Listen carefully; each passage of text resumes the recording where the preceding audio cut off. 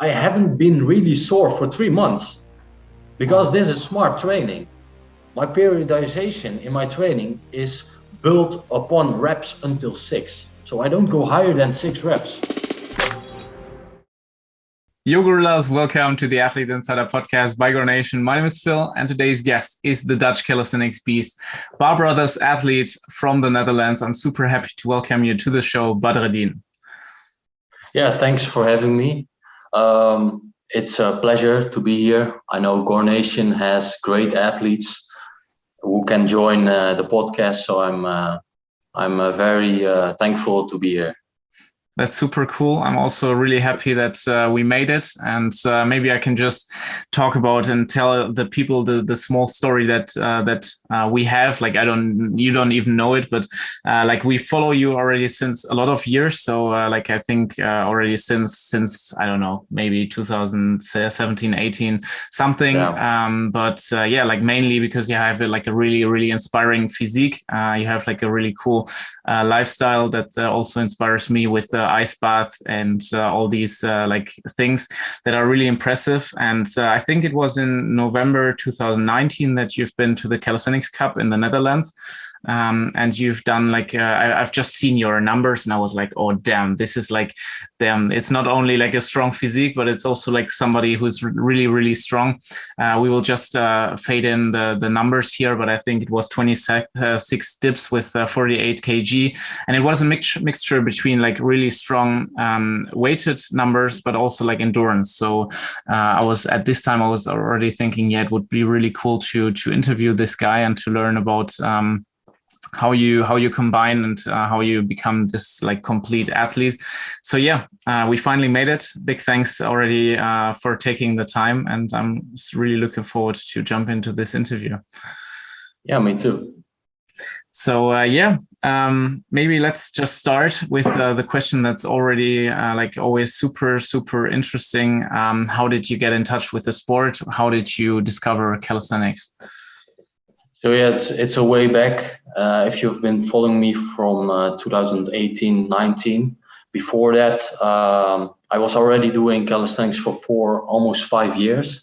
And I started actually in the gym. I did fitness for a year. And then after a year, I found out, is this it? You know, I was already very buff for 1 year of training. So I saw potential. And then I came along a good friend of mine and he introduced me to calisthenics actually. He still is part of BarBrothers, and it was back in the day called BarBrothers Netherlands. Mm-hmm. And we had a great team and a YouTube channel back in the day. So they introduced me to this sport, and I quickly saw my potential actually. And they were amazed as well how fast I progressed in calisthenics. So from then I was kind of in love with the sport. And as a kid, I already loved doing push-ups, pull-ups, sit-ups. It was basic stuff for me. I saw it in movies, in action movies from Arnold, Schwarzenegger, Sylvester Stallone. It's, Jean-Claude Van Damme. These names you might know. And and then I came along Ivan Marchioli.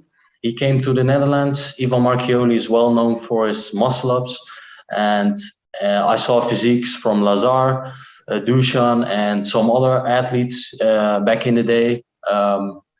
And I was like, is this possible with calisthenics? And I got so inspired. And after a couple of months doing calisthenics, I saw the real gains come. They came, and it was different gains than fitness gains actually, because it's combined with way more challenging mentally. It was way challenging, more challenging for me, and that was very addictive for me. So yeah. Oh.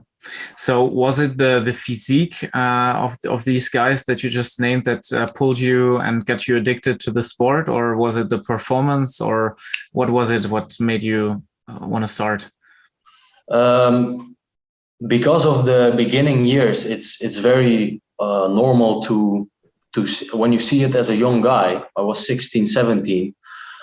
Somebody usually starts to change their body. That's where it starts, and then the mindset shift came, and after maybe a year or something, I looked into BarBrothers and I spoke with Ivan, and then I saw that it's not really about the physique. It's of course a tool to inspire people, but it's actually about the mindset. And I think it's beautiful to inspire people. That was always the main goal of BarBrothers, and that was my why changed along the way. My why changed in inspiring people, and more people joining the community and more people joining calisthenics training, instead of just focusing on the physique.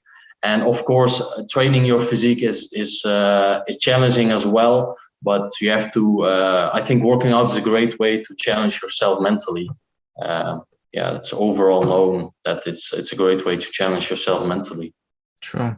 And as I can see from social media, at least, you're a big fan of challenges. This is why you compete in like competitions, but you also challenge yourself, I guess, with as I said, like the ice bathing. And maybe you can tell us like about your mindset a little. Have you always been like a competitive person? Have you always been like focusing on competition? Yeah, I think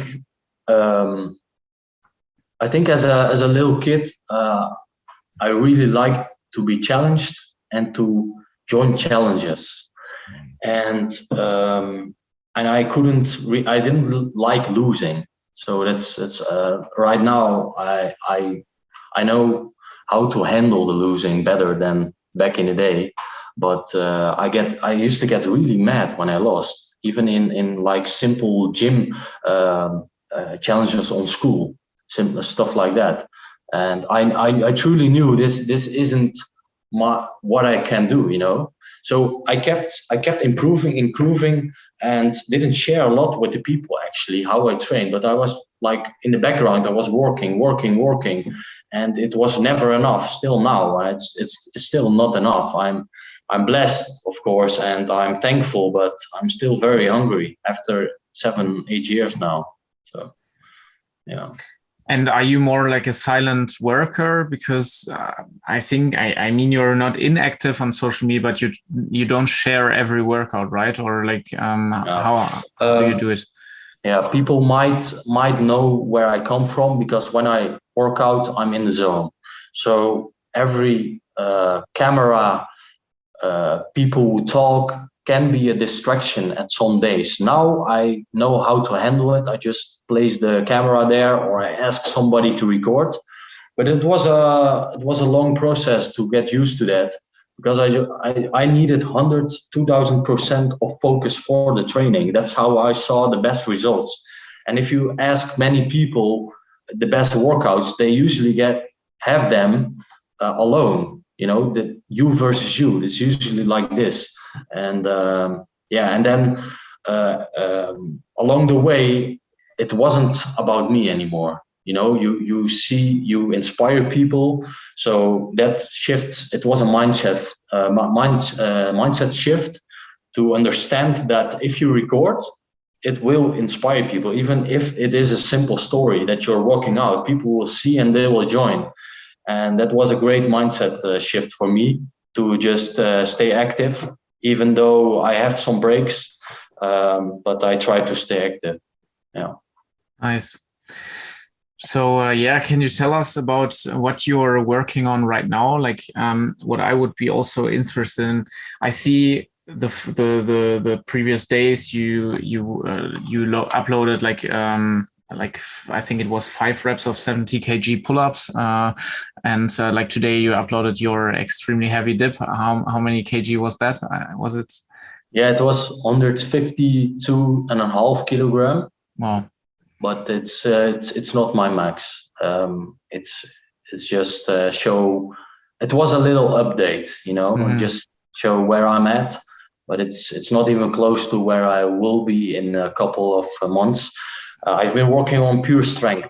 That's the difference. Yeah. So Right now is the perfect example. When you focus on one thing, you get super, super good at that one thing. So if I combine strength with endurance right now, my strength might be not as good as my, how do you say, it will go down because you don't train specific strength anymore. So you have to find blocks where you focus on certain parts, like my skills. I haven't touched skills in a while because my priority is strength right now. So I'm actually working to a higher 1 rep max actually, and yeah, it's on the dips, on the pull-ups, and on the chin-ups. And then I have a lot of side work exercises who support these 3 exercises actually. How long is like one of these blocks? Because as you said, like you have strength, you have endurance and skills. Is it like these three blocks that you have? Yeah. Usually it's endurance, strength, skills, and then you have flexibility, mobility as well. Yeah. Because that was still is one of my weakest points. Because you're so addicted to making progress, but actually the real progress when you are experienced athletes is in these smaller things like flexibility, mobility. This is a way to get strength from a different, like especially chin-ups. My mobility was right here with my chin-ups. So I changed my mobility to get to here, and my chin-ups went up because I worked on my wrist mobility as an example, and my pull-ups as well. My dips as well. So I focus on technique. I focus on strengthening my shoulders actually with bands and stuff. So my dips went up crazy because I found ways to kind of hacks in the system to work on to get stronger in these exercises by not working on the exercise itself. That's super interesting. How do you find these weak links? Like, how do you film yourself? Do you hire a coach? Like, what's the best thing? Actually, when you have a coach, that can be a game changer, especially for beginners. When you have a good coach, it will fasten your progress a lot. Some people do push-ups, for example, wrong for years, and then they stumble upon someone who taught them the right way or teach them the right way, and they make insane progress in these next months because they do the exercise right. So I live together with a physiotherapist, which helps a lot. He's a good friend of mine. Lucky you. Yeah. I'm very lucky, but that explains these hacks. And he can just see imbalances by looking at you. How is your posture? How we analyze movements. Where are you at now? How do you train? Do you train specific on exercises, or you might need a new exercise to improve? Because usually when I was on the 35 kilogram dip, and that was kind of a plateau for me. Then I found out there are ways to get stronger in dips by just focusing on strength only. The stronger athletes you see in calisthenics, they are super strong in these, there's one guy, a Russian guy, I think it's Matthew Zlat, is insane. Well, I saw his podcast. He explains that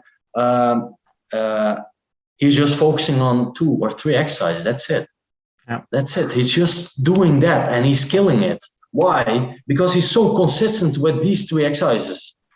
I know he can do one-arm pull-ups, front levers, stuff like that, which is a byproduct of these insane weighted numbers. But you never see him do endurance because it might fuck up with his progress in his strength, because your system is built like that. So I saw that. I've been focusing on strength for 3 months consistently. Before Ramadan, I saw opportunity to join a 1 rep max competition. So I started training 3 months ago. Then Ramadan came. I thought my progress went down. No, my progress went up. I saw a way in Ramadan by training 2 hours before breaking the fast.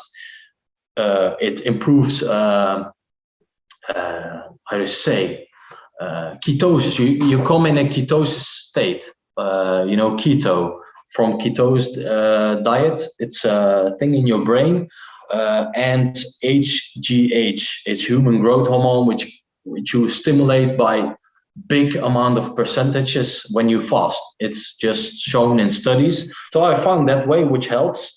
And then now I'm a month, I think, past Ramadan, and my gains went insanely up. It's insane, and it's just the beginning. Yeah, it's just the beginning. So yeah, right now specific training on strength, and I see great results actually. When I leave the other stuff like endurance skills, I leave behind. I focus on strength, and now the real gains start. Like the game change. Like this is the game changer for me. You focus on one thing a lot, and then you get insanely good. Of course, you need good genetics to get better in certain movements. But when you found out your strong points and you focus on that, you get insane. Mm-hmm. Super interesting. I think I asked you, like, how long is one block for you? How many months? Do you already have a plan for that? Or will you just continue until you feel that you don't make progress anymore? Yeah. It has to stay challenging for me, and I have to keep seeing results. So for me, I have blocks of focusing on, like, for example, now strength. When I get boring with strength, then I think I will do some push-up challenge or something. Mm-hmm. But I've actually never focused on bringing my push-up to a certain number or whatever. So that's a whole new world where I can open and focus on that for a while. So coming back to your question, a block can consist of, let's say, at least 3 weeks, like at least 3 weeks to 2 months, something like that, 2 months. I saw this block. I saw the real gains after like 2 months. Mm-hmm. And that's because I've been training all around. As you know, I've been training endurance, strength, physique, hypertrophy, which is way different than strength. You know, is a different game, and you get soreness.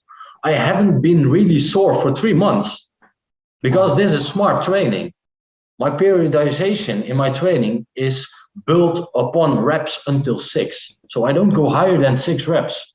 So if I go up, I've just tested it. I do sets with weighted pull-ups above 6 reps. I get sore the next day, really sore. So I found 6 reps is the max for me to train strength, to improve on strength and not get sore. So it's ideal, actually. You can just make sure I don't train more days than 4 times a week, actually. So it's not, you can't really train 6 or 7 days a week on this level of strength. You can't. It's just not ideal. Mm-hmm. Because I would be like, you talked about Matthew, which was also really like a really inspiring interview for a lot of people. And I think his training approach is like really, inspiring, whether you like it or you don't. I would be interested in your opinion and about his injury, you know, like maybe he, I think you saw that he ripped his biceps, teared his biceps tendon a few weeks ago. And I would be interested in your opinion about training, like maybe not on the specific case of Matthew now, but the approach of training only few exercises, but train them really regularly, because the disadvantage that could appear is that the body doesn't get enough rest and is like too much stress on the body because it's always the same exercise. What's your opinion on that? My opinion is that I talked about side work exercises. So I really wasn't about side work exercises until I met a good friend of mine. My roommate actually is a physiotherapist. He taught me that if I don't do these side work exercises, I will get injuries, insane injuries in my sternum. I had a sternum injury for 2 years, insane. I have to pop, these pops in your sternum. Yeah. Or front shoulder pain, stuff like that. Bicep pain in chin-ups. I don't have these pains anymore. Why? Because I'm 2 to 3 hours on each training. My sessions are 2 to 3 hours per training session. That's because after my training session, I have to work on the side work exercises. So this is a whole way of thinking next level. You have to recover. You have to see your training, your recovery as important as your training itself. So if you don't focus on your recovery exercise and your recovery, your sleep, your nutrition, your water, you won't get to the next level. It's a full circle. It has to be 100% on everything. That's what I'm talking about, going to the next level, to insane levels. But if you're a regular guy just working out, just do your thing. But even on that, you can just find improvements in these things like sleep and side work exercises. So side work exercises are built on the movement, specific movements like the dip, the pull-up, and the chin-up. Okay. Maybe we can go through these categories that you just mentioned. I know sleep was one of them, nutrition, water, like maybe we can go through each one of them, and maybe you can give some general advice that you would recommend to somebody like listening. Yeah, perfect. Yeah, let's start with sleep, for example. Okay. I have an Apple Watch, which shows me that I've slept good deep hours of rest, so good sleep. My minimum is at least 7 hours. If you're training every week consistently for at least 3 or 4 times, you need 7 hours. Maybe you have 5 hours, but that stuff is just not healthy and optimal, right? So 7 hours is the minimum. For me, I sleep every night 8.5 to 9 hours, sometimes even longer. So you can imagine sleep has effects on your testosterone for males. Insane. Sleep is the most underrated thing. Sleep is what athletes has to focus on. If you fix your sleep, usually stuff around your training will improve immensely. If you have sleep problems, attack the problem. Sometimes I know you have private things, you have work, you can't really, but there's still choices. Like you choose for the job, there's still choices. So I've made a choice. I work from home, so I can build a routine to improve my sleep. So I build a routine to improve my sleep, to go and not to bed later than 12 p.m. or something, you know. Don't go later. If you go later, you fuck up your sleep, you fuck up your training. You fuck up your training, you fuck up your goals, you fuck up your results, you know. And at the end, I train for these results because I'm competing. So I have to beat these guys eventually. So that's how I think. The night before, I make sure I have built a routine to improve my sleep. If I don't stick to that routine or find a way to improve my sleep, then it's actually not the sleep I have to focus on, but the routines before. It's a whole. It's all part of the process, finding what works best for you. Super interesting. Yeah. Super nice. Like that's super cool. Also, like in these days, like especially a lot of people are saying, I don't know, hustle, you have to hustle, like sleep is wasted time. Also, like this quote from Schwarzenegger, like back in the days, that's like you just have to sleep faster, like 6 hours is enough. Like there are a lot of opinions flying around. This is why I'm super interested in your advice and in your experience, that you feel like a big boost through sleep. Yes. Super cool. Yeah. I know the 6 hour or the 5 hour and stuff like this. I don't know how these guys do this, but maybe it's genetics. Maybe it's your body getting used to 5 or 6 hours. And maybe these guys, when they sleep 5 or 6 hours, they have insanely good deep sleep. So they have phases in their sleep where they get more advantage, more recovery than somebody who sleeps 10 hours and 1 hour of deep sleep.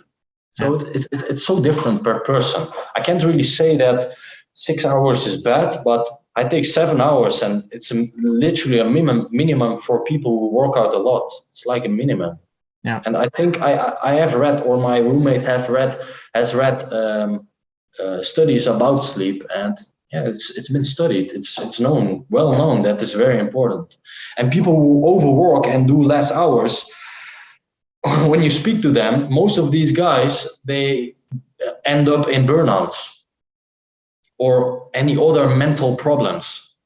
They would say maybe it's a sacrifice. It is a sacrifice on your health, actually. You sacrifice your sleep, you sacrifice your health, that's it. But it's a choice. I'm just looking at the optimal way to improve overall health and fitness. Yeah, and there are like factors that we didn't consider now. For example, women need more sleep than men. This is like something that has to be considered. And as you like talked about quality of sleep, I think I read like a book where it was also mentioned that if the body is so intelligent and so sensitive while sleeping, that if you sleep and there is like just a little light on your foot, for example, that you don't get into deep sleep as good as you if you would be in like a completely dark room.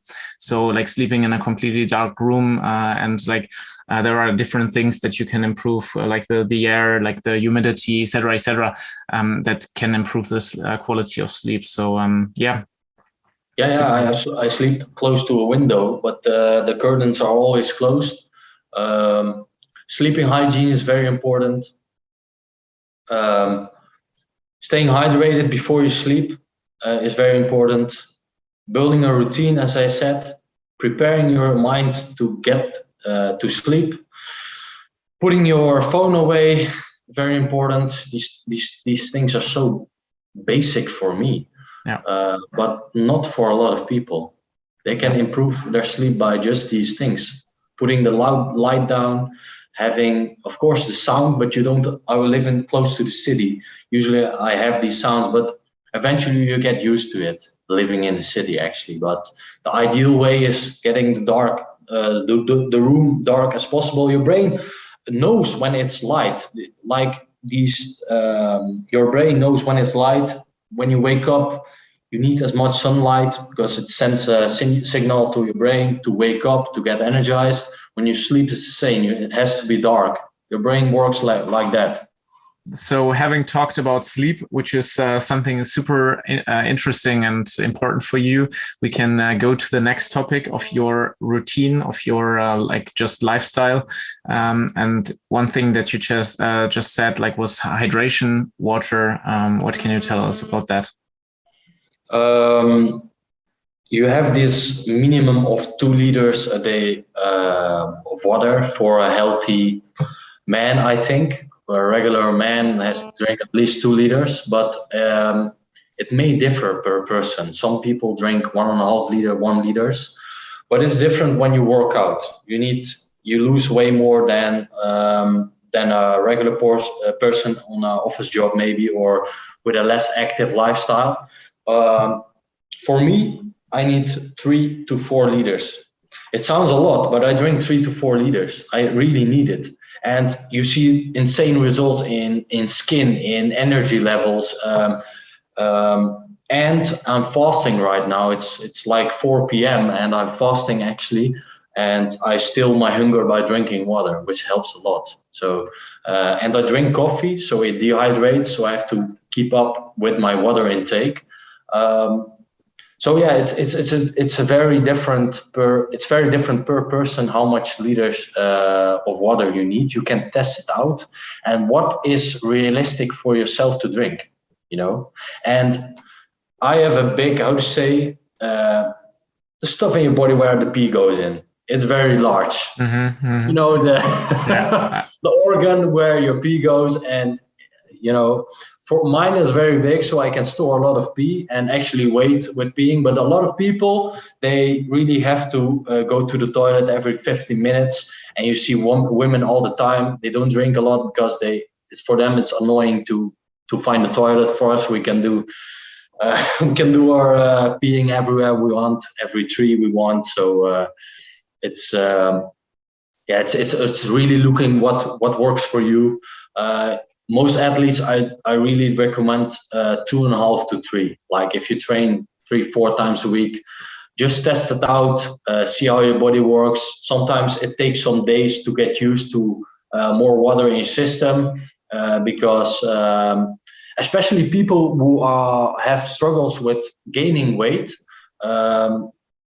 drinking water fills you up, so you can eat less. And if you can eat less, then you can gain weight. And if you want to gain weight, then you might drink a lot of water. So it's you can go endless. You have to look at an individual. There's no certain perfect leaders. I just look at ranges of drinking water. Normal person, 2 liters. Somebody who works out 2.5 to 3, maybe 4. I hear some people who drink 5, but I think or they do a lot of cardio, or they just need it. I don't know. Or work out 7 to 10 times a week, like pro soccer players. They train almost every day. If you ask them how much water do you drink, usually it's maybe 4 or 5 liters. So it depends on what sport you do, how much you lose in sweating. And for me, I am doing pure strength now. I need less water actually than I did in the park. So when I train endurance, I sweat more. I really need a lot. And right now it's just chilling. I do a set, I rest for 3 to 4 minutes, and I do the set again. So it's like really chill training now. Yeah. What's your opinion on sweetened drinks? Yeah, it's actually great to lose weight, especially Cola Zero, Coke Zero. I know there's aspartame, these bad things, but I think you need a huge amount to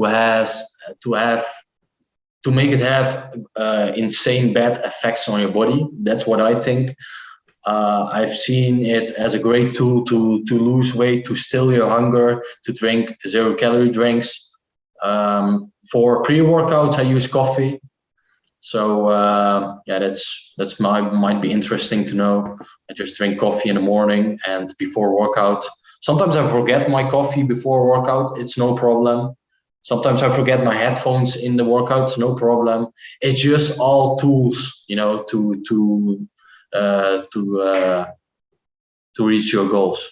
Yeah, and you shouldn't get dependent on them, I guess. So I think there are people who always drink a Red Bull before a workout, or like that always, I don't know. Yeah, if a routine can always also be like a prison. That's maybe like a thought that I want to bring into this thing here, into this conversation, because it's really good if you have like a routine which supports you and which brings you like to more performance, to more happiness in life and structure.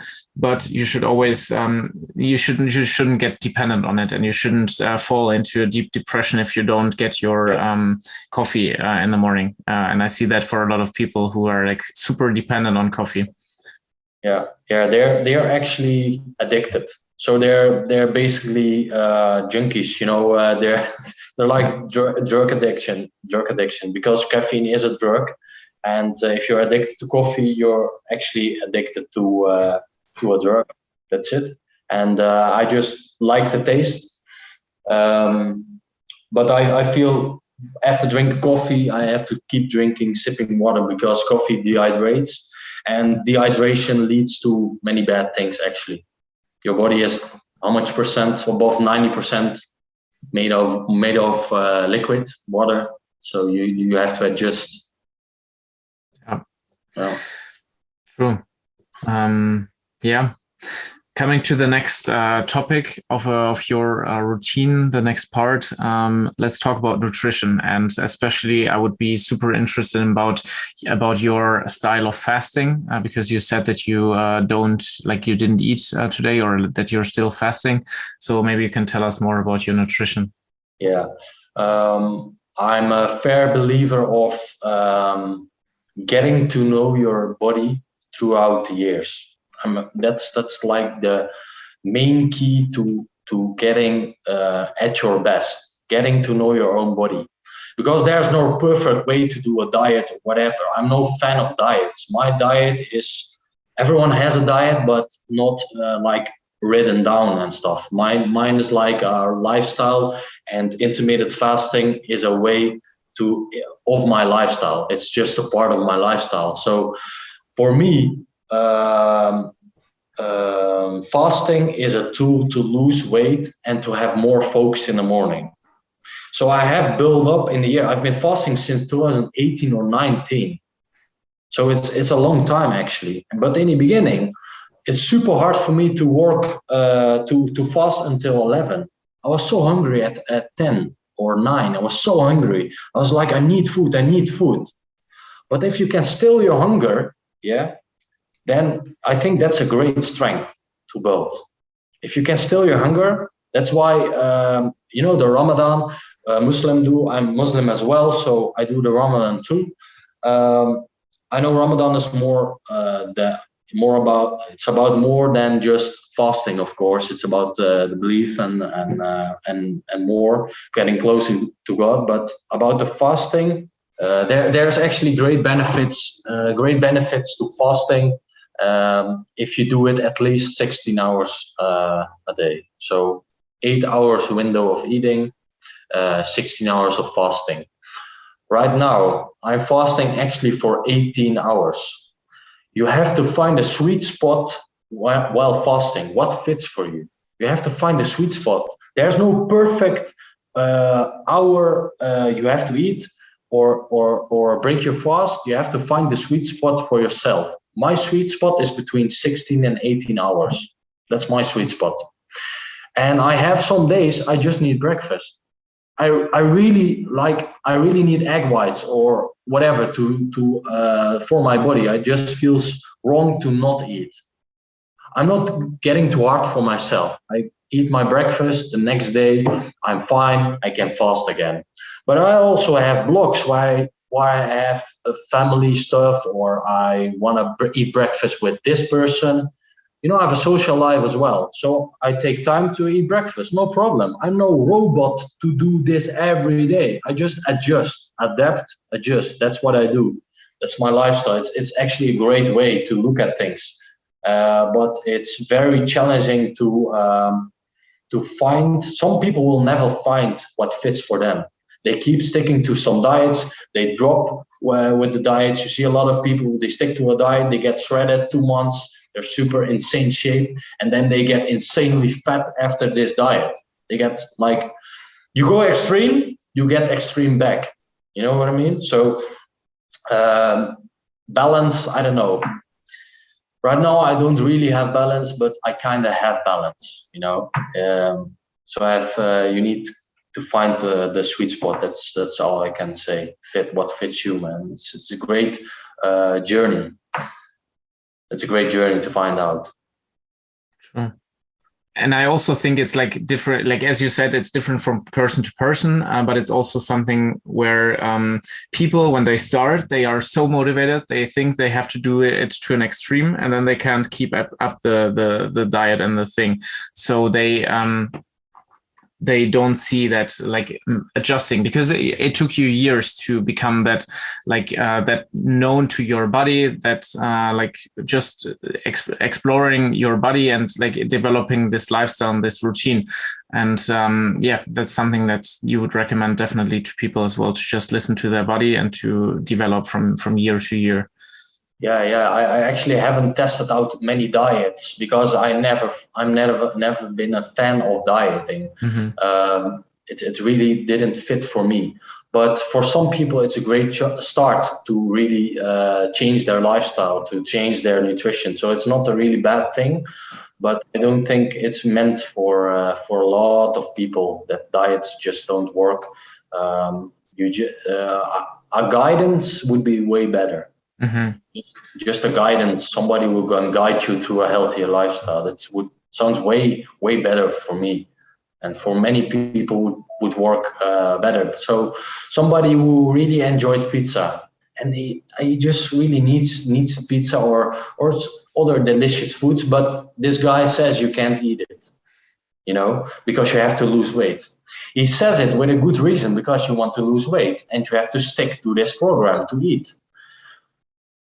But you want to get old and happy what about that? You know, what about your feeling about eating? You have to feel good. That's the whole other thing. It's not just about the body. It's about enjoying the whole lifestyle of getting healthy. So it's very important that you keep enjoying your foods. And a way to like change the pizza is to make a pizza yourself, for example. You know, make a healthier pizza. That's a way, but it's very hard to beat like the unhealthy pizzas. They're just the best. They're just the best. Yeah, or homemade pizza from an Italian grandmother or from my mother. You know, they're just the best. There's just no question about it. Homemade food is very unbeatable. True. But I just have to think about your comment on the Coke Zero or something, like to still the hunger, and maybe exploring the possibilities that you have, like for homemade calorie. Like there are so many. I see this on TikToks, you know, like healthy burgers in 30 seconds, you know, like, and then somebody shows a recipe or something. There are ways, but I just have to support your message that there is no better pizza than the unhealthy one, but maybe you can find a solution for you that makes you happy. Maybe for some people it's, you know, I wasn't really fan of vegan the vegan diet and the soya burgers and stuff like that, but I've tasted actually amazing vegan food, and there are ways to make food looks unhealthy, but you can make it healthy. But it's just the spices and the way you make it. So there's many ways, but again, you have to find in nutrition a sweet spot of combining maybe unhealthy but unhealthy. If you can stick to healthy diet, please stick to it. But realistically looking at most people I speak or see on YouTube, whatever, the main reason they can't stick to the diet because it's too extreme. It's way too extreme for many people. Yeah. So something I didn't even ask you, how old are you? I'm 25. 25. So I see like a lot of the athletes that I interview, but also a lot of people in the community, they say, yeah, I can eat whatever I want. Like workout is the most important thing. And they are 18, 19, 20, 21. And they feel like they can eat anything and still make progress and have like insane results. What are your thoughts on that? Is it because of the age? Does it change? I don't know It has all to do with growth. So your hormones, your testosterone gets higher. So for a beginning, you know, it's insane. My little brother, he has insane physique too. He has the same genetics. People accuse this guy. He trained 2 months, but 2 months with me and with my friends, train hardcore. You can change literally your body in 2 months more than somebody who trains 2 years. That's how crazy, how fast something can go in a certain period of growth, of a certain period of age. Some people, they see insane growth when they're 14, you know? Like Matthew, I think old videos of him, he was 15, 14, insanely strong. Why? Because I think that's where he kept growing. That's how we saw, like he kept getting stronger and better built. You know, that's the age. But for somebody, it could be 18 or 19 where they get the growth. For me, I think it was 16 or 17 where I started fitness, and I gained about maybe 10 kilograms in a very short time. But you're not shredded to shredded. You're just lean or bulky, you know, lean bulk. You know, you're kind of fat and lean, kind of lean. You're lean, but you're getting stronger. That's possible. You can be shredded. Yeah, well, actually, there are young athletes who are very shredded and they keep growing. That's the strange thing. You would say it's not possible, but I think it's possible because they're in their growth. It's insane what growth does to your body and to your it's insane. It debunks every scientific thing about gaining muscle in a certain period, what's naturally possible. It debunks everything. But people with knowledge, I think, they understand that if you're in a growth period when you're younger years, that a lot of things are possible. You can grow like 10 centimeters in a year. It's possible. Why? I don't know. It's your genetics. You can grow like from 180 to 190. You see these things. You see these guys. You see them last year. They have grown insane. They haven't used anything. So it's insane how the body works. It's very different. That's true, and it's super individual. So super individual. Yeah, as you couldn't say, you have to drink 2.27 liters per day because it's individual per person. It's the same for nutrition. You can't, like, vegan diet isn't good for everybody. Like there are people who need a lot of protein for their lifestyle and for their goals, but they don't they can't eat beans, or they have like a soya intolerance or something. So it wouldn't be for them. You really make your life harder than it should be. Literally. Yeah. So health-wise, it's definitely, you have to listen to your body. You have to study it. You have to maybe invest into like a coach, like physiotherapist, like you did, or like look for a physiotherapist on the street to become friend with, or like you have to invest into a nutritionist, or like it depends. Yeah, very true. So we've covered sleep, water, nutrition. What else? Like, tell us some more secrets to your 152.5 kg dip, and like to these crazy numbers and physique. How do you say? What can I say? Well, the strength part is actually makes sense if I explain that I haven't done anything besides strength these 3 months. That was my focus. So how I am built today, in endurance, strength, flexibility, statics, everything is the result of 8 years of combining everything. Yeah.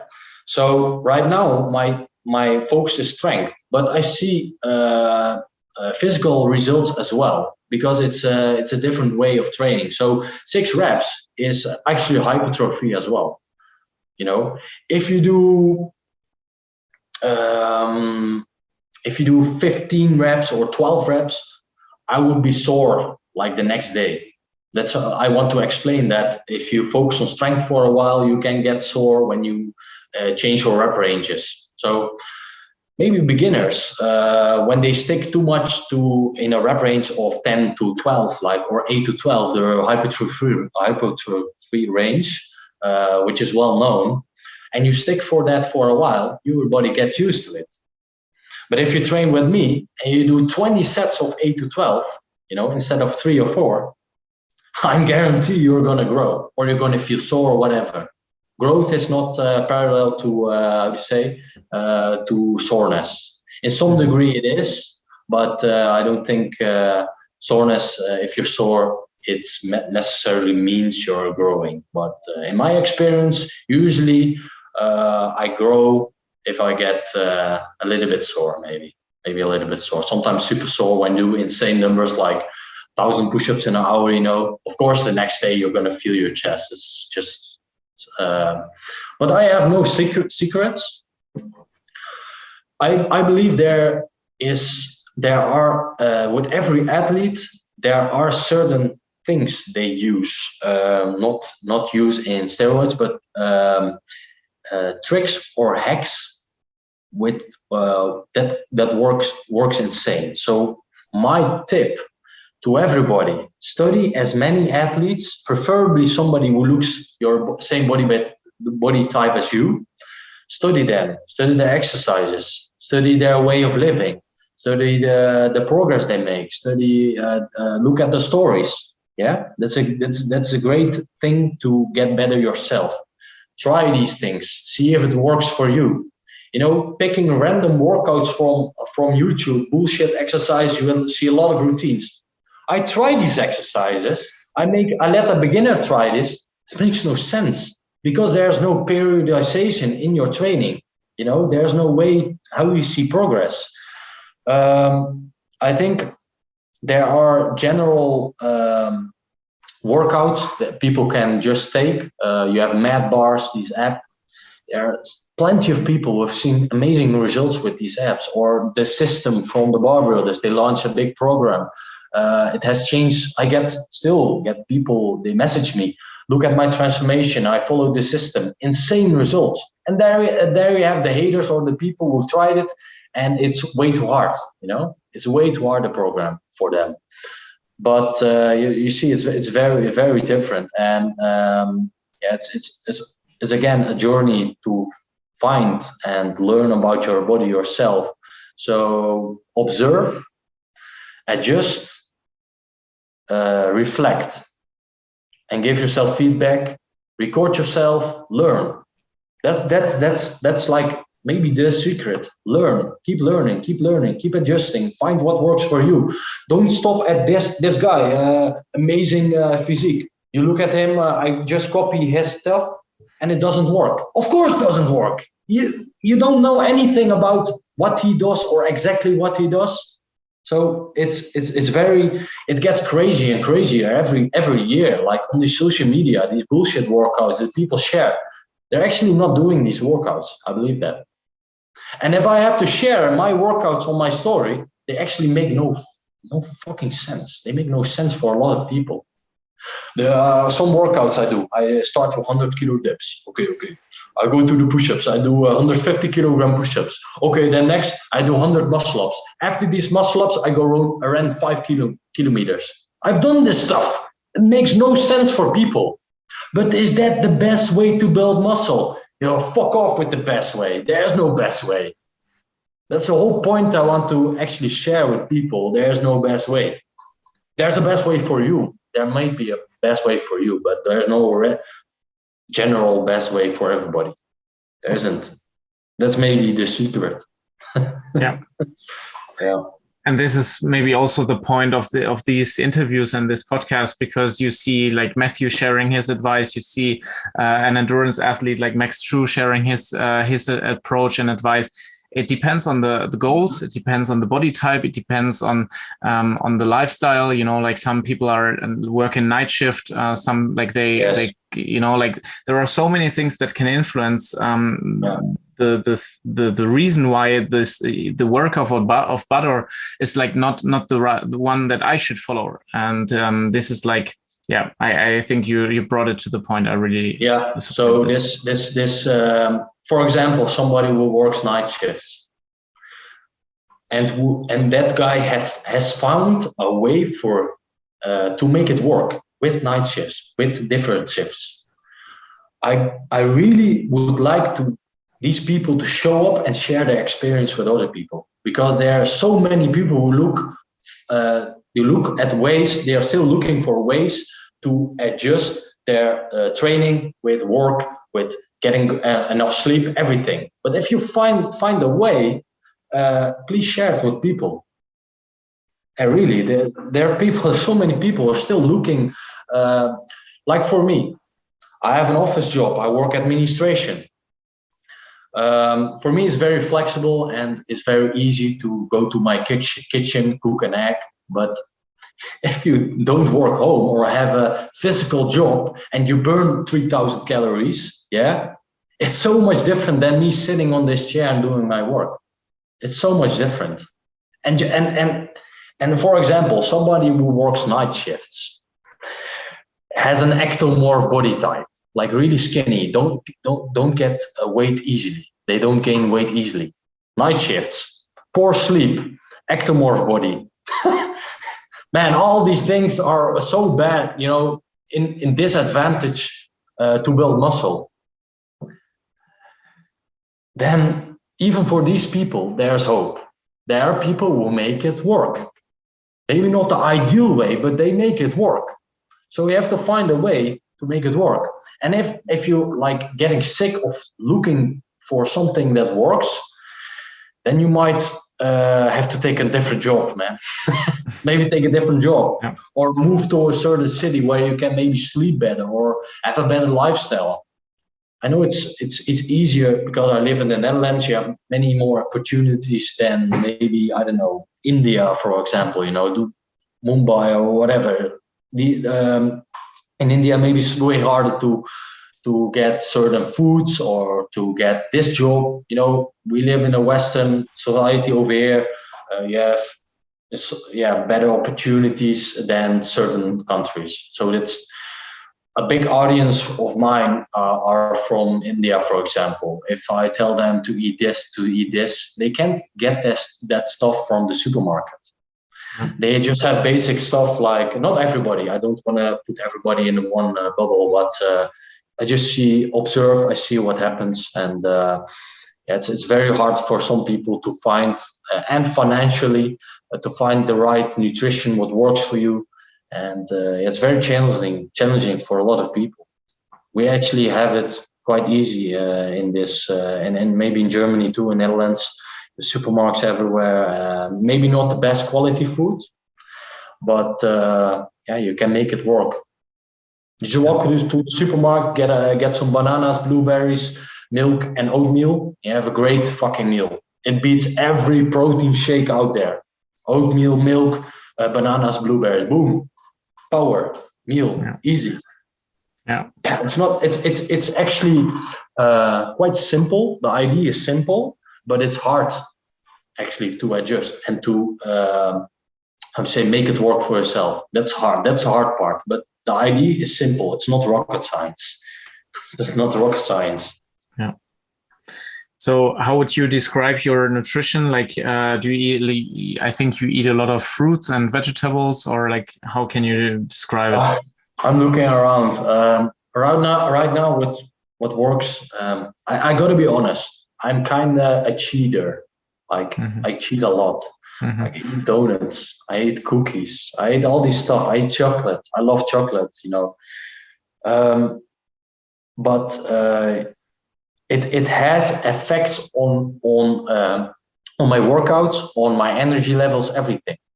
So when you look at it that way, you feel way better when you put good stuff in your engine, in your body. So what I eat, for example, what if I eat with breakfast? I eat fruits. Lately, I've been eating, for me, it's fasting. So it's my breakfast actually is in the afternoon. My breakfast is in the afternoon. So oatmeal, blueberries, fruit. Or I start with eggs. Usually it's oatmeal, fruits, or eggs. Eggs I combine with turkey. You know, these stuff you can buy in the supermarket. Turkey. How do you say these? Sliced turkey. Turkey. Sometimes I eat sandwiches, just whole grain bread, usually with sandwiches. I make it delicious with some sauce. Just fuck it, eat some sauce. You got to make it enjoyable. Come on, don't count these calories of sauce. Of course, you want to go next level. You have to count these sauce, but I'm not a bodybuilder, and most people are not bodybuilders. So please eat normal. Put some sauce on your sandwich, turkey, whatever. Good meal. Eat some fruits on that, tomatoes. I think the greatest advice I can give people on nutrition is look for examples on YouTube. Look at people day of eating. Look for these examples. Try to look in your supermarket. What is possible for me to eat every day? Just find a way, and or go get a coach who can help you in nutrition. Of course, that's I would say, if you have a good coach, just invest in a coach. Your life will be way easier, and a good coach will give you the right knowledge about what works for you and stuff like that. But continually after afternoon, I have breakfast. Usually, almost every day I have some kind of meat or fish. Usually meat now, because I just feel amazing and get strength from meat. I don't know. So many people can probably debunk that with scientific knowledge, but just eat this meat. Salads, cucumber, celery, lemon, tomatoes. Put it together. I have a salad. I have meat, and I have some carbs. Maybe some bread.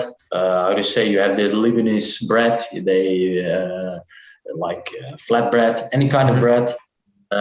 Sometimes I have potatoes and pasta. I like it. One thing I want to say is that when I eat home, I eat different than when I'm living alone. It's so different because when I'm at home, at my parents, I just eat whatever they make. But I have to adjust the rest of the day on that meal because it can be whatever. It can be unhealthy too. On my page on Instagram, I have put I think a nutrition highlight, and you see a lot of meals, and they look delicious and they are healthy. But it's just the spices you use to give it the color. Like plain rice, you can make it the color. You can make it yellow. You can make it red with some stuff, and you eat with your eye. You know what I mean? So plain rice, chicken, and broccoli. Yes, it works, but it's not realistic to eat that every day for many people. So you have to make it enjoyable. Um, Nutrition is the hardest part for me to explain to people because it's subjective. It's not objective. It's not this is the best, this is the best, this is the best. There's not the best way for everybody. So it's very subjective. I think nutrition, yeah, it's so hard. It's still a learning process for me. If somebody asks, what do you eat? I can give this, it works for me, but it might not work for you. And then, but as a coach, you can find a regular line what works for a lot of people, and you can from there adjust what they like. There's always a way to coach people, but a lot of people don't have the money to invest in a coach. There's a lot of one, and they don't want to invest in it. But I would say, yeah, please do. You can invest in a pair of shoes of 300 euros, but not in your health. Okay, fine. Good luck. Good luck. Yeah, that's reality. People have so much money. They have money, but they don't want to invest in the right things. It's same with everything. It's same with sleep. You have time for like 4 hours of screen time every day on your mobile phone, but you don't have time to sleep 2 hours more. So it's like everything in life is about priority and focus and acting on your goals. Wow. Super, super cool. I think we can slowly come to an end of the interview. We have so many super interesting topics covered. I could continue talking about these for a long time because it's just so many things you can take into consideration. So many just seeing the night shift guy. So many cases you can go through and talk about like special cases. But maybe we can come back to these topics and when people put some comments underneath which topic would be interesting for them to continue on, we can do a second episode. We always have some quick questions, quick answers at the end of every interview. So be prepared for a few ones. What's your favorite food?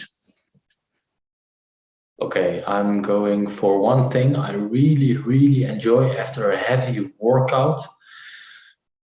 Pasta with a lot of sauce, mix it, and meat.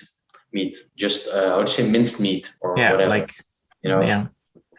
That's good. Yeah. Like it's a kind of bolognese, like spaghetti bolognese kind of, yeah. Yeah. Fresh tomatoes is even better. Like make sauce, fresh tomatoes. True. Yeah, it's almost unbeatable. That's true. No added sugar, like good nutritions. Yeah, it's great. Nice. Are you more a dog or a cat person? A good friend of mine has one of the most famous dogs around is a Samoyed. It's a white one with a lot of white fluffy hairs who looks like a bear a little bit. Okay. I really, really love that dog and many more other dogs from my friends actually, but I will go with a cat. Okay. No explanation. No, I don't know. They're very selfish, and you would say dogs are way more sweeter and stuff like that. But I don't know. Cats are cleaner. Yeah, for having in a home, it's what, yeah, the stuff dogs put in the mouth. Cats keep themselves clean, Yeah, I go for cats. Okay, cool. What athletes inspire you?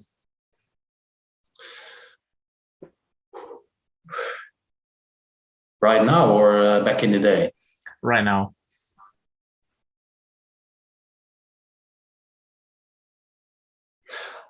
I have to call a name or what? Kind of, yeah. Because I want to go to the next level, actually, in strength, which is my focus now. It's insane to see Matthew dipping this insane numbers. I know it's possible for me. It's just a matter of time. I will get there. I just know. I'm already there on my mind. I'm already there. I can dream about it. That's insane. I visualize, I can adjust, I know I'm very strong in dips, for example, or pull-ups. I can get there. So I think it's great. I don't even follow him. That's crazy. But I saw his podcast. I saw his numbers. I'm impressed. I'm not impressed a lot. I have to say that's because you're an athlete yourself. You're striving for the best. To get impressed, you have to see insane things to get impressed. So I think it's very inspiring to see humble, insanely strong athletes. What I see the best athletes, like insane numbers and insane how to say, insane work. They show insane work, and they are usually very humble, especially powerlifters. Many powerlifters I meet, they're very humble, but they're so strong. And those people who talk, I think you can talk, but you have to prove yourself. There are many athletes in the calisthenics game who have a little bit of ego. I don't really like it. I don't think it's a great example. Staying too humble is not good as well, because I think it's good to be proud and show what you can and talk about yourself and your achievements. But I think I'm gonna follow him and see what his life. He has an injury. I saw it even on a big fitness page. I saw he ruptured his biceps.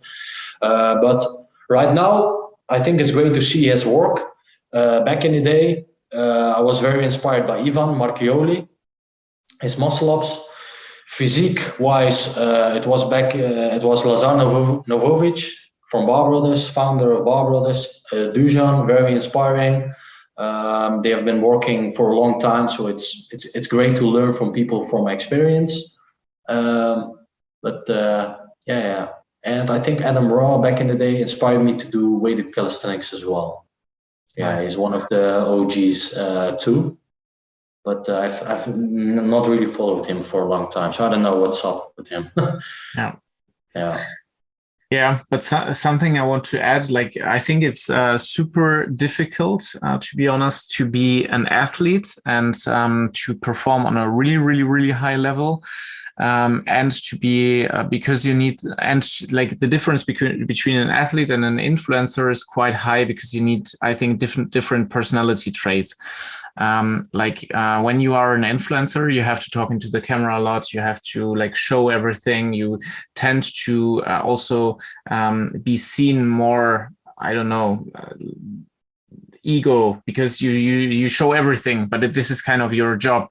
So I totally understand you, but through these interviews, I also learned that a lot of influencers who see their first role as an influencer, when you talk to them in such a conversation, they are also like really like us, but they need to be this like how to say, like outro energized. They have to be energized, and it's their living. Most of the influencers, their living, so their life literally depends on it. It's their job. So it's kind of acting. It might be very good for me to learn acting a little bit, and sales, can work way better than staying real. I'm not going to say I'm real. I just am who I am. I show that, and I've seen people respect that, showing a different side than just working out and the beast to this and that. Yeah, but it's true. It's also something that I really, really like and appreciate about the calisthenics scene is that everybody, like most of the people, are really, really humble. They love to share their advice. Also, like you, we didn't know each other first. We didn't have like a pre-talk or something. It was just jumping into the cold water with this interview, and it's like I never know what kind of person is I'm expecting on the other side because. From the photos that you post, like you look like a I don't know, like just like somebody who is like so far ahead. Like you present your physique. Somebody asked from the community was like, I had to smile. Why are you always naked on your social media? But like like it's you people with a picture. It's so hard to show your personality because I didn't know who I expect, and I'm like totally positively surprised, if I can already say. Yeah. Why are you always naked? If you look at my page, I actually wear clothes, tank tops, t-shirts, long hoodies, everything. I wear it. But these fuckers are haters, yeah? They're haters, and the only thing they can see when they see that, they don't see the hard work, they don't see the inspiration, they don't look at the comments. They see, why is this guy always naked? Okay. Yeah. No offense to the guy, but come on, it's a perspective. You have to look. Whenever I see somebody on the street or wherever pictures, I see a good body. Natural or not, sometimes I care, but usually not. There is a lot of sacrifice been done to achieve this level. That's it. There's been a lot of sacrifice, dedication, hard work, and that's why these insane athletes are humble too. I can't really explain, but.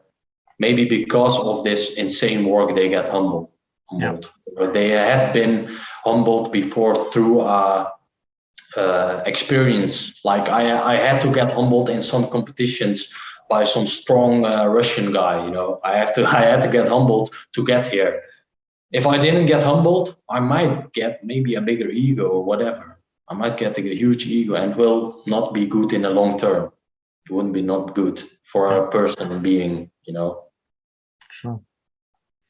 Cool. Thanks for sharing. What's your favorite skill, like from the skill arsenal that there is in calisthenics with front lever, planche, etc.? Is muscle up a skill? I will later. I will also ask you about your favorite exercise. I think muscle up, of course, it's kind of a skill. But let's stay with the kind of static skills. With static skill. From I don't know, man. It's I my roommate just came in. Roommate, friends, my friends came in, and he's a static beast. And my front lever is super straight because of him. He knows how to train skills specifically, and I would say I really enjoy a really nice 10-second to 15-second front lever, super straight, having calves of 47 centimeters. In combination. My front levers are weighted front levers, actually. People don't notice, but the calves are a big point in calisthenics. But I'm not gonna go in that subject. It's for a different time. Yeah, we can make a calf episode, which is weight on the most like heavy lever in calisthenics when you do front lever, planche, whatever. Favorite exercise? I would say weighted dips. I knew it. Why? Because it's the main compound movement for me, where I get the most energy from, motivation from. That's the thing. That the dip is my bench press. That's some people would say bench press because they really enjoy lifting the heavy stuff. But for me, it's the weighted dip. That's it. Yeah. It used to be the muscle up. It used to be a muscle up, but now I'm just going for such a high number that I'm just so addicted to weighted dips. Nice. Yeah. Nice. What's your goal with the weighted dip? Like, what kg number do you have in mind when you're satisfied? I would say I'm gonna get 160 very soon. 160 kilograms. My body weight is 88 kilogram. 88. 88, Wow. 89. I'm 177, so it's like Damn. very heavy for my height. Damn. Weighted dips. What was the question again? What's your goal for the weighted dip? Future goal? Yeah, I would say first goal on 60. When I've done that, it's not even the limit, I believe. So I can go higher. It would be amazing to have numbers who are very hard to beat. As an all-round athlete, physique, endurance, skills, flexibility. Yeah, I look at all these things when I just look at athletes. When you focus just strength, I would say it's not super easy, but it's way easier than doing everything. So an all-round athlete can still run, can still do this, the daily stuff. But if you're just pure strength, it's not. Yeah, it's way easier to just focus on one thing. That's it. It's way easier. When you could do more things, I would believe that people, maybe not people, but more respect.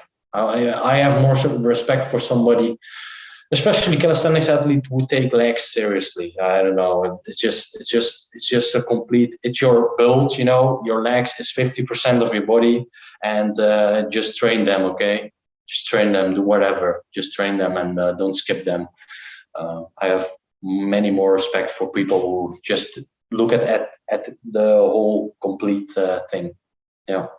Do you make an excuse for freestyle, or are you somebody who doesn't like freestyle at all because like legs are not a role at all?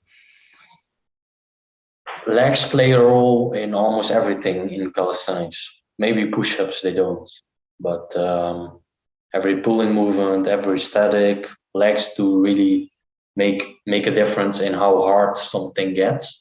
I'm used to having heavier legs. Yeah, maybe not super tall or long, but they're heavy from the beginning. So I got used. That's why for me it's easier to say that it's possible than somebody who've built bigger legs throughout the years. My legs didn't really grow in size; they just got more defined and stronger.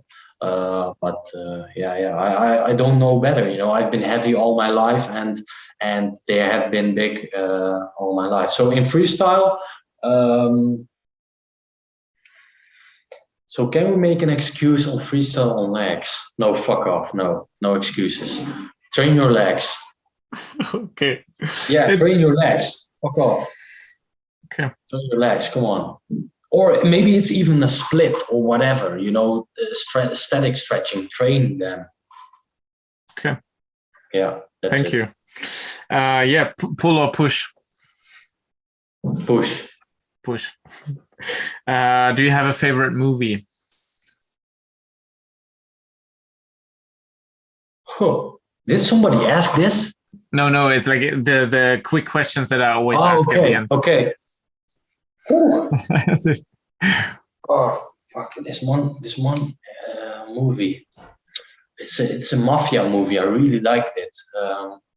It's not Godfathers, but it's the other one with the guy who moves the meat and is in a drugs cartel. Oh man, so bad it's this stuff. I don't watch a lot of movies, but I have some favorites. I like The Revenant. I like Batman, the first one. The latest one I don't really like. I like the old Batman. It's very motivating to see this guy. He's well built, successful superhero. Batman, I don't know. No, I don't know. It's a very hard question for me. It's okay. I think The Revenant and Batman are good movies. Yeah, and I think it fits your scheme of competition like oriented and just this mindset of not quitting. just my thoughts spoken out. What's your favorite music genre? What music do you listen to? Yeah. You have these Spotify things where you can see what's the most listened number. I would say it would go to R&B, hip hop, but I have moments with a lot of trance music. What's this kind of style Ziz always listens? Maybe hardstyle, I don't know. You know Ziz bra. Yeah. Nice. What's the best calisthenics event you've been at so far? Actually, one of my greatest, most enjoyable was the one in Berlin. Oh. I competed. I didn't get first 3 places because I was a beginner back in the day. My example was Ivan Marchioli in competing, but it was calisthenics in Bremen. It was this park. No, was it Bremen or no Berlin? It was in Berlin. Yeah, it was in Berlin. I think the Kali Games, I guess. Was it Kali Games? It's a good thing, but I had like 30 squats with 100 kilogram without training. Wow. I was fourth place actually with the legend Ivan Marchioli and some other German strong dude. I'm gonna pass him, no problem, but he was on the place on the podium too. But very big guy, I don't know, some guy from Germany, very strong guy, and some other dude as well. But when I saw them on the podium, I was like, yeah, just give me some years and I will be there too. Nice. Yeah. So that was my favorite one because it taught me a lesson that I was actually afraid to compete because I felt like I wasn't ready, but I was already insanely strong. But somebody had to tell me. Ivan told me, I see potential. Please do something with it. If you don't do it, you're kind of wasting opportunities maybe or chances to learn. So he taught me certain things about competing, and so far it brings the best out of me. So these challenging events, I get very, very exciting and motivated when I join these competitions. I get so strong in the competitions. I get nervous, but very good nervous. So I get pumped actually. So it's a very good advantage for me to compete. Why? When I see these people, I get certain good pressure to get stronger, to compete even better. And some guys, they have their training. They get 10 muscle ups, for example. They compete, they get 6 or 7. Why? They're nervous. They rush into the sets and the reps, and they're not getting the 10 or even more. For me, it's the opposite. I usually get more in competition than my training. Yeah, I get so much energy from these people. You're surrounded by the people you need. Actually, everyone is doing the same over there, but just in their own way. Yeah. Wow, nice. I just realized, because you also talked so much about Ivan, who also played a big role in our brand history, because he was kind of the first big supporter that we had of our brand. He was the first guy repping the Never Give Up, Only Pull Up shirt, and I remember.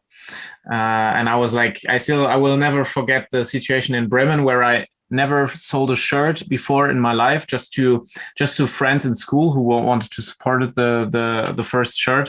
And I wanted to gift him a shirt. I want to say, here, I really admire you. Yeah, I would love to give you this shirt as a gift. And he wanted to pay for it. And he didn't stop saying, man, I want to pay for the shirt. How much do you get from me? And I was that's Ivan. He is like this. Yeah.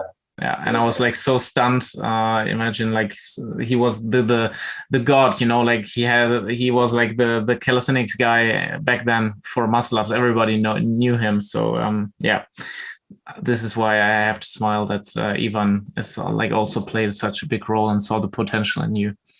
So much other athletes as well.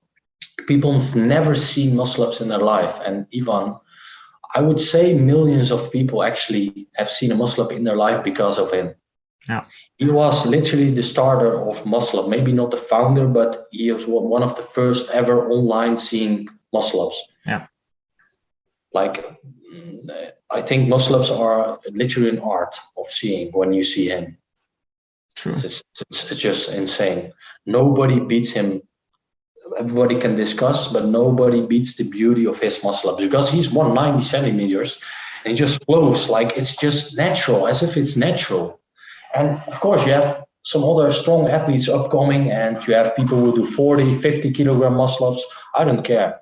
Nobody gets close to Ivan the way he does it, in the amount he does it. So people can do 3 or 2 like him, but not 20. He does 20 like the first rep. It's insane. I think he just found his strength, and he's been doing it and focusing. He is still the champ in muscle ups. I hope he makes a comeback. Ivan, if you see this, make a comeback. But it's insane how much people are inspired with muscle ups. Sure. Really, really nice. I really enjoyed this interview. Last question to you. What's your message to the calisthenics community? What is something that you want to tell the listeners after all this useful advice about your routine, about your life? If you're afraid to start, don't be afraid. Make the step. Go to the park. Don't be afraid to talk to people and ask questions.